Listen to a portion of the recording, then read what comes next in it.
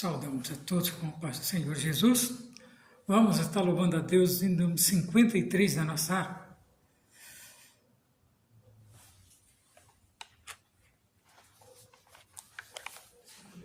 Cinquenta e três.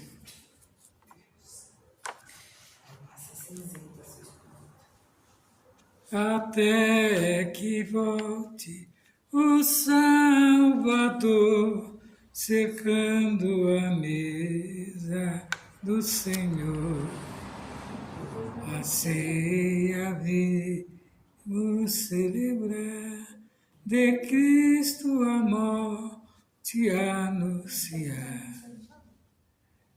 E com de devoção render a Deus adoração.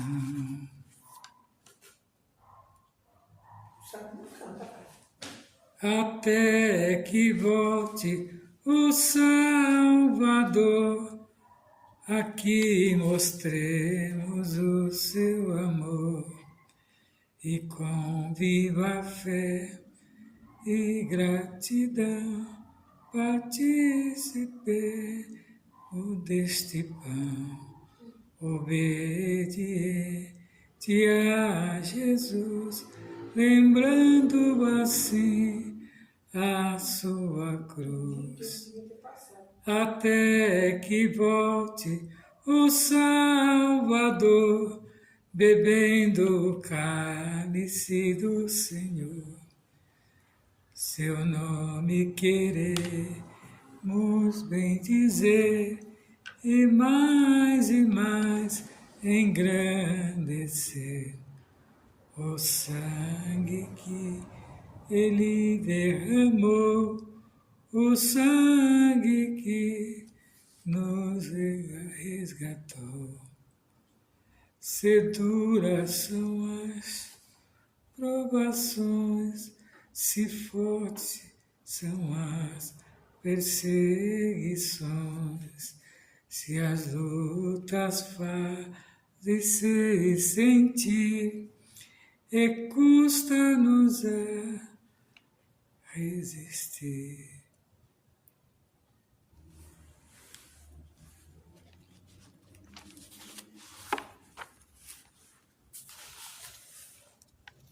Vamos cantar ainda o 247.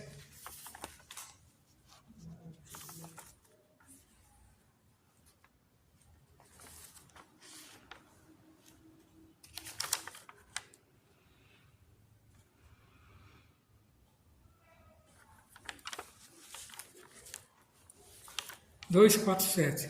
Deus nos guarde bem no seu amor, onde quer que nos achemos, o seu nome louvaremos. Deus nos guarde bem no seu amor, ao voltar Jesus, vamos nós estar livre de qualquer separação. Uma coroa, então vamos nós forçar lá no céu, na eterna mansão. Deus nos guarde em santificação, nas agruras da jornada, que é muito breve terminada. Deus nos guarda em santificação. Ao voltar Jesus, vamos nós estar livre de qualquer separação. Uma coroa, então, vamos informar lá no céu, na eterna mansão. Deus nos guarde e nos conceda paz, de que tanto carecemos,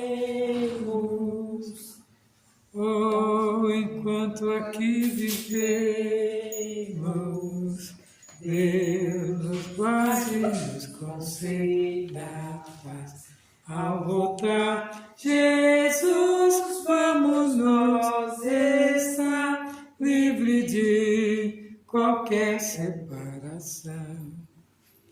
Uma coroa, então vamos formar lá no céu, na eterna alcançar. 482.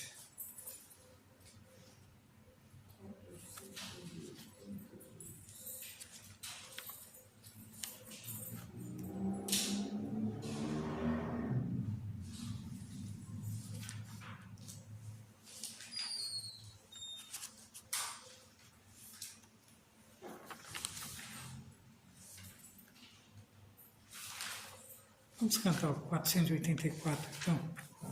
484. Houve um que morreu por meus crimes na cruz, ainda indigno viveu como sou. Sou feliz, pois seu sangue verteu meu Jesus, e com este meus crimes lavou. Meus pecados levou na cruz onde morreu, o sublime e meigo Jesus. Os desprezos sofreu, a minha alma salvou e mudou minhas trevas em luz. Ele é eterno e amável, não há outro igual, pois converte o infiel coração. E por essa paciência e o amor divinal, estou livre da condenação. Meus pecados levou na cruz onde morreu, o sublime e meigo Jesus. O desprezo sofreu, a minha alma salvou e mudou minhas trevas em luz. Meu anelo e constante em Cristo viver, meu caminho seu exemplo marcou. E para dar-me a vida, Jesus quis morrer, sobre a cruz meus pecados levou. Meus pecados levou na cruz onde morreu, o sublime e meigo Jesus. O desprezo sofreu, a minha alma salvou e mudou minhas trevas em luz. Meus pecados levou na cruz onde morreu, o sublime e meigo Jesus. O desprezo sofreu, a minha alma salvou e mudou minhas trevas em luz. Graças a Deus. Vamos estar estudando a lição Escola Dominical, é a lição de número 12, que tem por título: A Igreja tem uma natureza organizacional. E o textual nos diz assim: Por estas causas te deixei em Creta, para que pusesses em boa ordem as coisas que ainda restam, e de cidade em cidade estabelecesses presbítero, como já te mandei. Está lá em Tito, capítulo 1, versículo 5. E a verdade prática nos diz assim: a igreja é um organismo vivo, de natureza espiritual e, ao mesmo tempo, uma organização.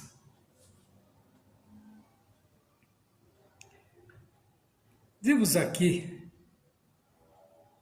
o sentido da igreja, onde o comentarista nos trouxe na verdade prática, descrevendo a igreja como um organismo vivo. Por que um organismo vivo? Porque a igreja, ela foi feita para pessoas vivas, necessitadas, né? E que precisa ser alcançado para o âmbito espiritual. Por isso que ela tem a natureza espiritual. E nela nós temos visto as três pessoas da Trindade. E ao mesmo tempo uma organização. Que a igreja sem organização, ela deixa de ser uma igreja. Simplesmente passa-se, né, como uma comunidade. Uma comunidade sem responsabilidade. Mas a igreja, ela é onde reúne os salvos, né, de Cristo. E a leitura em classe está lá em Tito, capítulo 1, do 1 ao 9, que nos diz assim: Paulo, servo de Deus e apóstolo de Jesus Cristo, segundo a fé dos eleitos de Deus e o conhecimento da verdade, que é segundo a piedade. Em esperança da vida eterna, a qual Deus, que não pode mentir, prometeu antes dos tempos dos séculos. Mas, a seu tempo, manifestou a sua palavra pela pregação, que me foi confiada, segundo o mandamento de Deus, nosso Salvador. A Tito, meu verdadeiro filho, segundo a fé comum, graça, misericórdia e a paz da parte de Deus, Pai, e do nosso Senhor Jesus Cristo, nosso Salvador. Por essa causa, te deixei em Creta, para que pusesses em boa ordem as coisas que ainda restam, e de cidade em cidade estabeleceste presbítero, como já mandei. Aquele que for irrepreensível, marido de uma mulher, que tenha filhos fiéis e que não possam ser acusados de dissolução e nem são desobedientes. Porque convém que o bispo seja irrepreensível, como despenseiro da casa de Deus, não soberbo, nem iracundo, nem dado ao vinho, nem espancador, nem cobiçoso de torpe ganância. Mas dado à hospitalidade, amigo do bem, moderado, justo, santo, temperante. Retendo firme a fiel palavra, que é conforme a doutrina, para que seja poderoso tanto para admoestar como a sã doutrina, como para convencer os contradizentes. Paulo descreve aqui a natureza de um obreiro para assumir a frente desse organismo vivo que é a igreja. Tem que ter qualidade, não só a chamada, mas tem que ter as qualidades, né, para que seja um bom obreiro. Então nós vemos aqui a perspectiva bíblica a respeito da natureza orgânica e organizacional da Igreja de Cristo. Esta é, ao mesmo tempo, um organismo vivo e uma organização constituída de múltiplos ministérios, a fim de que a causa do reino de Deus seja atendida. Então nós vemos aqui que a partir do ensino bíblico a respeito da natureza da igreja, teremos a oportunidade de refletir sobre o contexto atual de muitos que procuram negar a natureza organizacional do corpo de Cristo, como se houvesse uma impossibilidade de conjugar o organismo e organização. Há muitos, que dizem que a igreja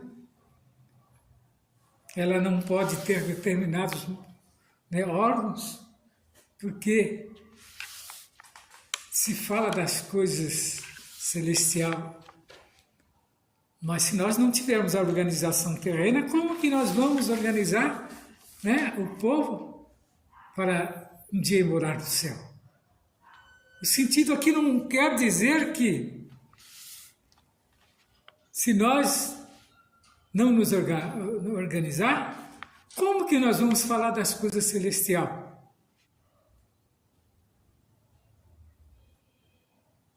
Então a igreja, ela é uma instituição divina.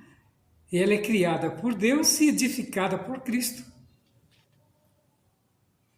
Mas foi outorgado ao homem, na terra, a pregação do Evangelho. E para que serve a igreja? Pregar o Evangelho, restaurar pessoas,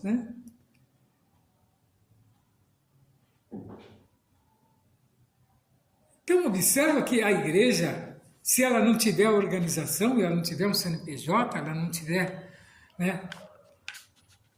uma entidade a quem prestar conta, simplesmente vai se tornar um organismo sem organização, onde não teremos aí a liturgia, não teremos o cuidado. Porque, veja bem, a preparação do homem para ir morar no céu tem que passar pelo processo humanitário, humanização. O que vem a ser isso? Que você tem que passar pelos critérios que a igreja terrena tem. O que muitos não entendem é isso. Então você tem que passar por este processo. Não quer dizer que venha a ser salvação, mas esse processo é que vai garantir de você fazer parte do corpo de Cristo. Então é obrigatório, no sentido de seguir a crença, sim. Que se não há nada que te impeça de fazer parte do corpo de Cristo, então você é um crente negligente, relaxado. E a Bíblia diz a respeito desses que não querem obedecer, o organismo vivo que é a igreja. E muitos dizem, eu não vou receber ordem de pastor, pois ele é um comedor de feijão igual eu. É aí que a gente vê como a pessoa não quer obedecer às ordenanças. Ele é comedor de feijão, mas instituído por Deus para estar na frente do trabalho. Nós vemos o apóstolo Paulo aqui indicando Tito, que ele ganhou, nas obras, o qual se tornou um obreiro fiel e verdadeiro.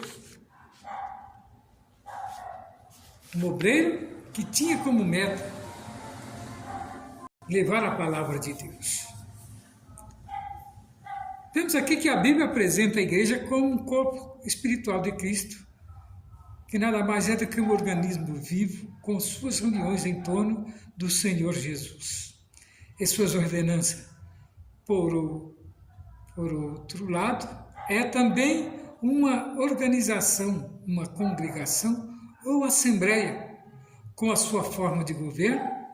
A presente lição vai nos mostrar a natureza organizacional da igreja.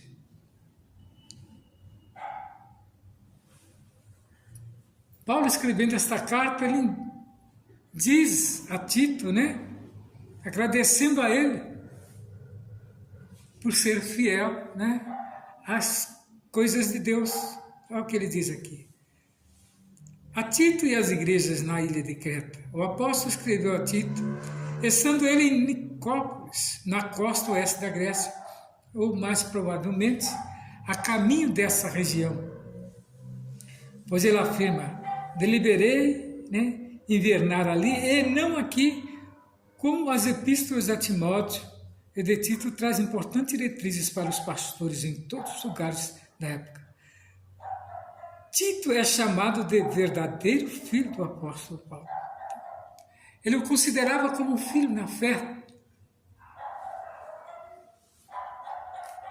Nós não sabemos se Paulo chegou, a se casar e ter filhos legítimos. A Bíblia não relata isso, nem tem histórico algum. Mas ele tinha por consideração aqueles que ele ganhava. E olha que ele ganhou muita gente, todos eles ele tinha como filho. O cuidado que ele tinha para com aqueles, que ele pregava o Evangelho.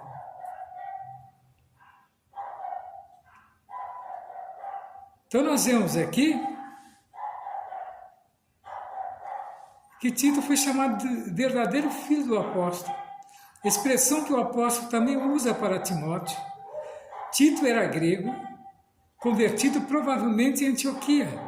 Seu nome não é mencionado em Atos dos Apóstolos, mas aparece 9 vezes em 2 Coríntios, 2 em Gálatas, uma em 2 Timóteo. E na epístola que ele fora destinado, que traz o seu nome, foi companheiro do apóstolo Paulo em suas viagens missionárias. E ajudou o apóstolo em Roma. Então nós vemos aqui ele falando ao pastor de Creta, que foi constituído pastor das ilhas Creta pelo apóstolo Paulo, em boa ordem as coisas que restam. Também para estabelecer presbíteros de cidade em cidade. O relato de Atos omite esse trecho do itinerário de Paulo. Ele passou por Creta durante a sua 4ª viagem, da condição de prisioneiro com destino a Roma, no local chamado Bons Portos. E pelo que parece, não foi nessa ocasião que ele deixou Tito em Creta. Creta, em 67 a.C., Roma anexou a ilha de Creta ao seu império, unindo a Cirene do norte da África, nos termos da Líbia, como uma só província. A situação espiritual de Creta era desanimadora, porque a igreja estava desorganizada em grande descuido. Veja que Paulo, ao chegar, notou que a igreja estava descuidada, com certeza, sem dirigente, e o povo andando de um lado ao outro. O Paulo dele é sem pastor. O que ele fez?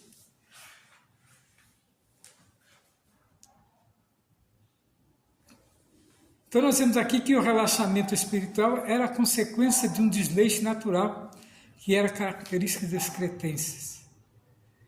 Outro problema ali é que havia judaizantes, rebeldes, mercenários e provocadores da divisão. Lá estava presente, judaizantes, que eram aqueles que se diziam ter a religião certa, mas não cuidavam dos povos que necessitavam, guardavam somente para eles. Temos aqui no contexto histórico, em sua viagem a Roma, Paulo havia visitado originalmente a ilha de Creta, a sudoeste da Ásia Menor, no mar Mediterrâneo, como prisioneiro. Posteriormente, depois de ser libertado de seu primeiro período de aprisionamento em Roma, Paulo voltou a Creta com Tito e trabalhou durante um breve período em seu ministério. A seguir, Paulo incumbiu Tito de continuar trabalhando com os cretenses para organizar a igreja. Enquanto ele continuava a viagem à Macedônia, alguns tempos depois, Paulo escreveu esta carta a Tito, instruindo-o a concluir a tarefa que ambos haviam iniciado. Paulo provavelmente enviou a carta por meio de Zenas, e aposto que estava viajando por Creta.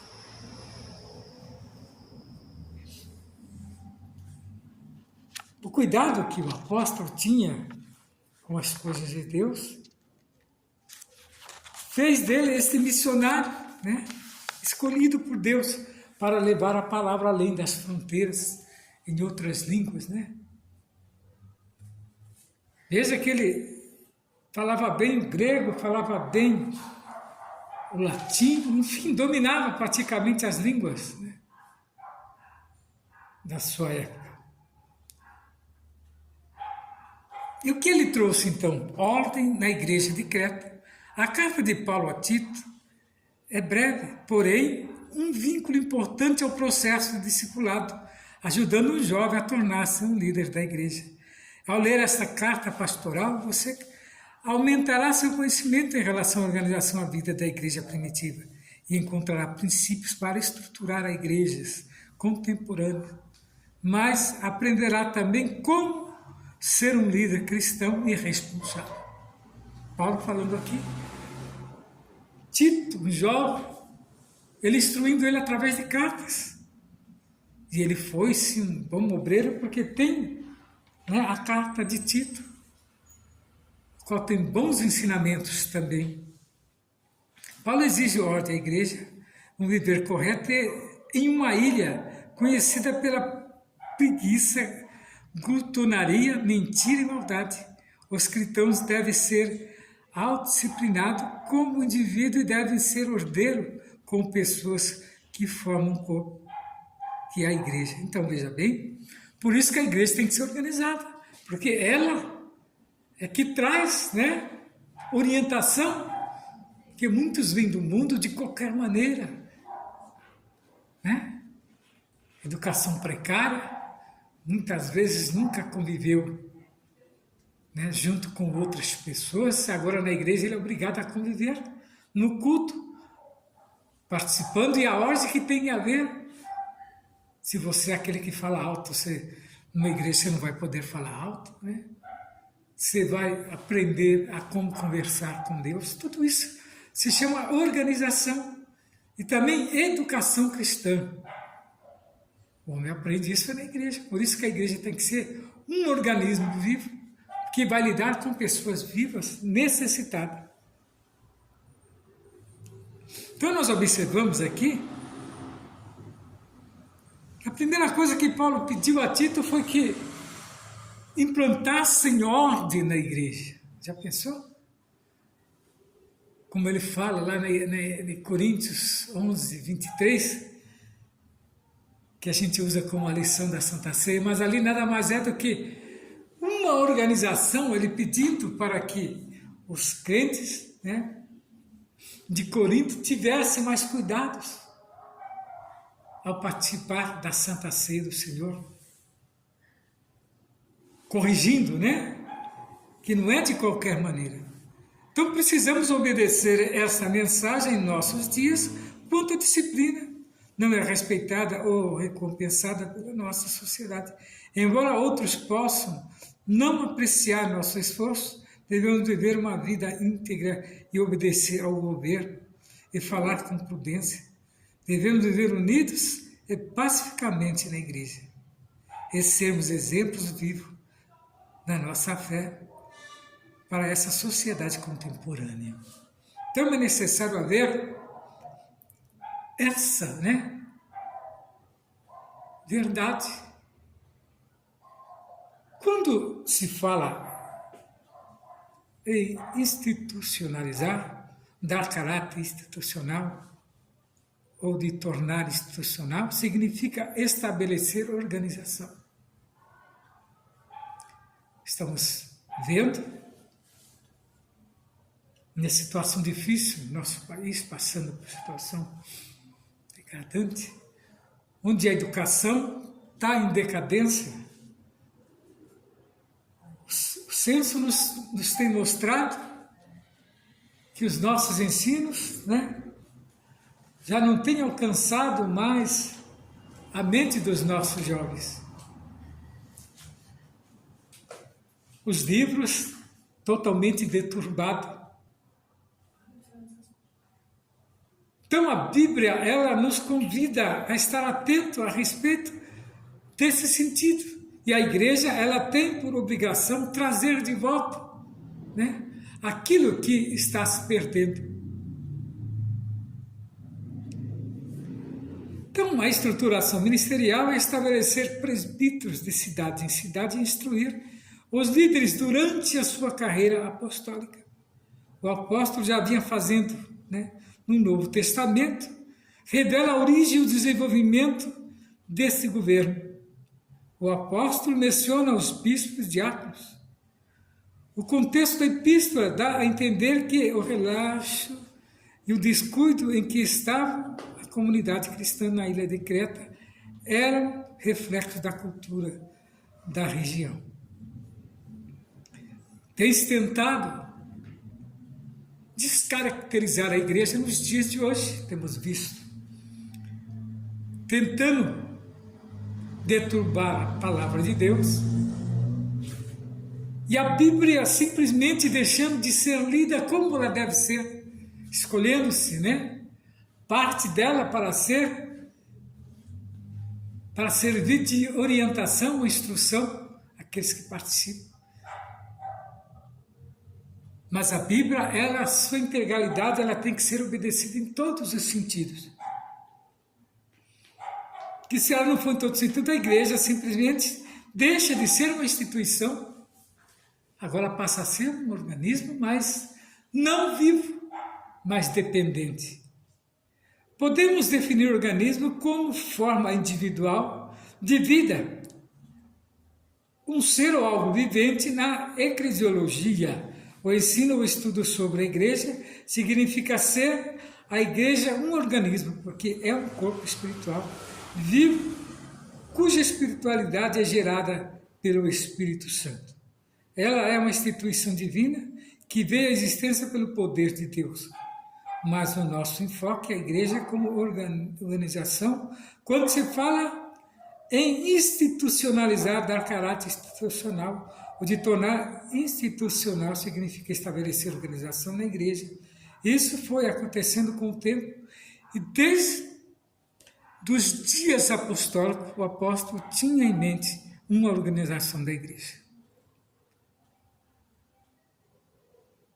Temos no Novo Testamento alguns lampejos que nos mostram que aqueles irmãos se organizavam, seguiam algum exemplo a favor da organização eclesiástica, e havia local, horário e ordem no culto, reunião do ministério para consagração de presbíteros, E segundo o contexto da época de uma igreja emergente, foi realizado um concílio que nós diríamos uma convenção para tratar de assunto doutrinário.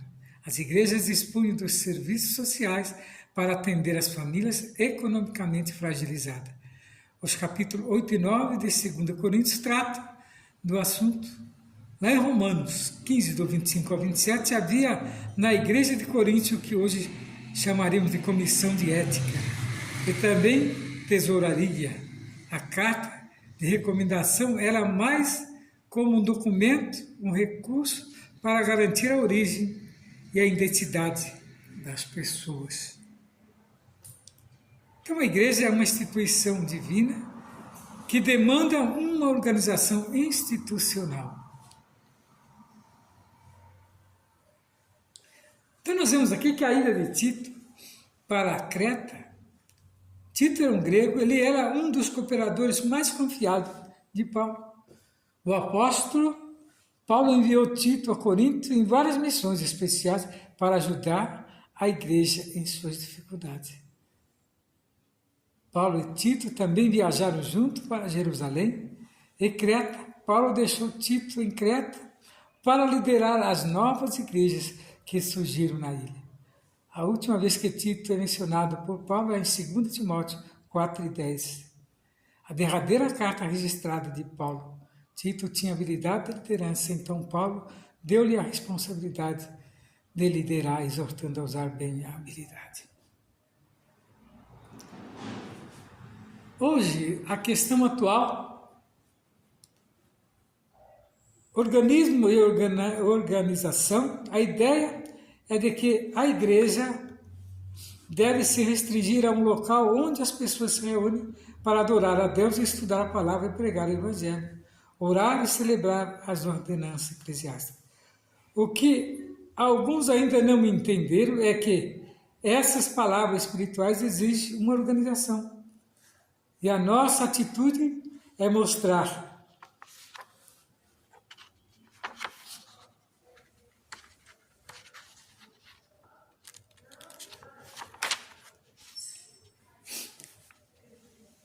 e apresentar a igreja como um organismo e, ao mesmo tempo, uma organização.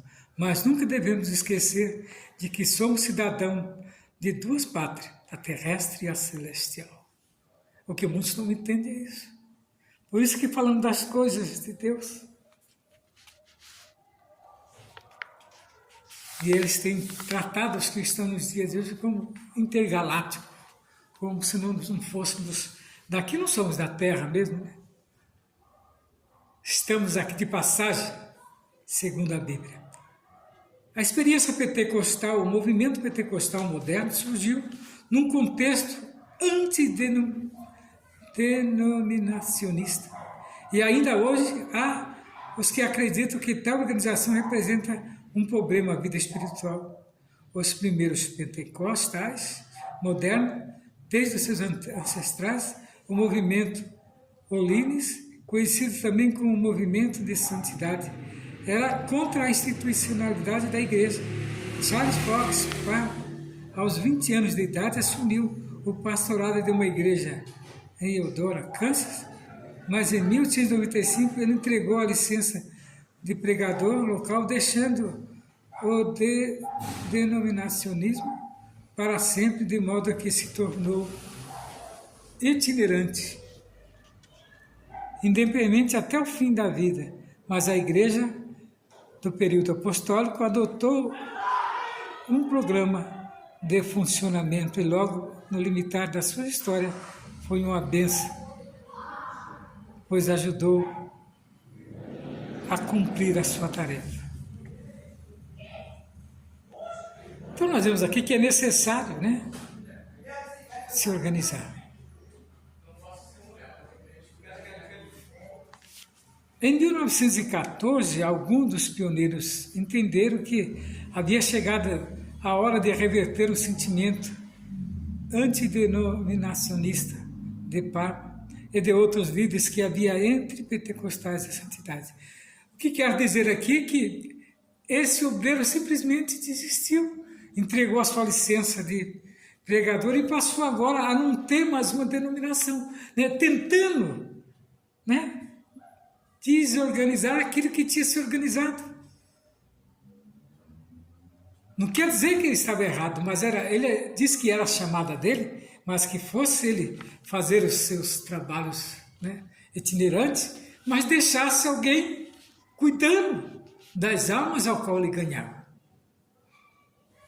O trabalho itinerante é importante, o evangelista tem, né, essa chamada.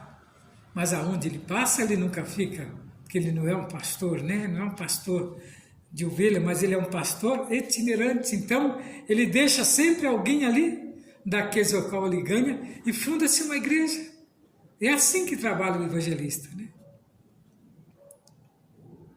No Brasil não foi diferente. Diante do avanço da obra no Brasil, era necessário estruturar o movimento pentecostal e criar um órgão máximo para manter a identidade e a unidade doutrinária. Se aqueles missionários que estiveram aqui estiveram aqui pregando não tivessem se organizado, hoje não teríamos as Assembleias de Deus e o movimento pentecostal tão solidificado como nós vemos. Denominações com mais de 3, 4 mil igrejas, né, instituídas no mundo inteiro, e todas organizadas, né, cujo cabeça é Cristo. Então, meu prezado amigo em Cristo, a lição nossa desta noite nos trouxe esse conhecimento da organização da igreja. Não devemos nunca censurar aqueles que, né, inovam alguma coisa para a obra de Deus, que é a chamada, né? A Bíblia diz que uns foram colocados para pastores, evangelistas, diáconos, né? Doutores, escritores, cantores, todos esses em prol da mesma obra, em prol do mesmo trabalho, do mesmo Deus. E por que censurar? Então nós somos gratos a Deus por esse momento tão sublime. Concluindo o assunto, é importante entender que a organização e o organismo não são elementos excludentes, e sim, mesmo, mas contrário, pois isso ajuda no arranjo entre muitos organismos individuais num sistema geral. A igreja é o povo de Deus do novo concerto. É uma comunidade internacional, uma congregação supranacional de estrangeiros e peregrinos. Seria humanamente impossível ela cumprir a sua agenda missionária e evangelizadora, que é o ensino da palavra. É serviço social em nosso país e no mundo, sem uma estrutura organizacional. Como teria o grupo missionário, a obra de missão, se não tivesse uma organização? E é muito importante, pois tem países que exigem que aquele que vai pregar seja credenciado por uma organização, por uma denominação, por um ministério. Essa é a importância da organização. Revisando o conteúdo, vamos às perguntas. Pergunta 1. Por que a situação espiritual de Creta era desanimadora? A situação espiritual de Creta era desanimadora porque a igreja estava desorganizada. E o grande descuido no comportamento daqueles crentes era denunciado no capítulo 2. Então, observa, a igreja estava totalmente aniquilada. Mas Paulo, com seu entendimento, deixou ali Mobreiro para organizar. E diz que até hoje o evangelho é pregado lá, no tempo de Paulo. Segunda pergunta. O que dá a entender o contexto da epístola de Tito? O contexto da epístola dá a entender que o relaxo e o descuido em que estavam as comunidades cristãs da ilha de Creta era reflexo da cultura da região.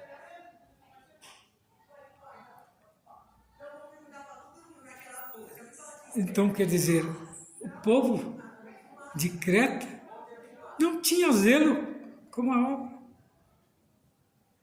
Mas teve que Deus enviar Paulo, né? Para ver a situação e deixar ali Mobreiro.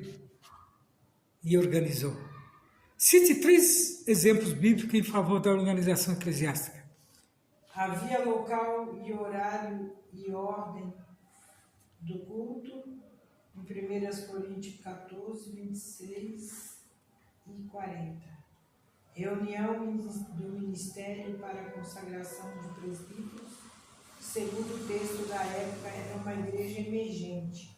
Atos 14, verso 23. Foi realizado um concílio que nos daríamos uma convenção para tratar de assuntos doutrinários. Atos 15, 6. Não daríamos, diríamos. 4. Qual a nossa atitude em relação aos que pensam ser a igreja apenas local de culto? A nossa atitude é mostrar que a Bíblia nos apresenta a igreja como um organismo e, ao mesmo tempo, como uma organização. Porque aonde não se tiver, por exemplo, um fórum, o salão da igreja serve como fórum local. E na falta de um juiz, o próprio pastor, que é o ministro, ele age como um juiz. A organização da igreja dá esse direito para ele. Por ele conviver junto com a comunidade, ele tem esse direito. Celebrar um casamento, celebrar um batismo. Enfim, é o direito de um ministro. Então veja que a igreja é um organismo vivo por isso. Porque ela ajuda a comunidade, né, a exercer as suas funções.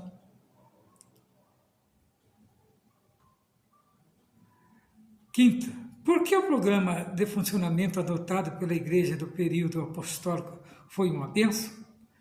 A Igreja do Período Apostólico adotou um programa de funcionamento logo no limiar da sua história e foi uma bênção, pois ajudou a cumprir a sua tarefa de maneira eficaz. Atos 6, 1 e 7. Então, o motivo de nós estarmos falando é que a igreja é isso tudo, cabe a nós anunciar, né? Aqueles que não conhecem ou não têm entendimento, o que é a igreja. Vamos deixar agora aqui o endereço da nossa igreja e os dias de culto. É a Rua José Alexandre Machado, 158. O nosso dia de culto é todas as segundas, quartas, sextas. Sábado, pela manhã, nós temos consagração e aos domingos à noite um grande culto com a família. E você, meu prezado amigo, participou conosco. Você e a sua distinta família é o nosso convidado especial para vir participar conosco e que o Senhor venha abençoar grandemente a sua vida, no nome de Jesus. Fique na paz do Senhor. O moleque chutou a bola aí no portão.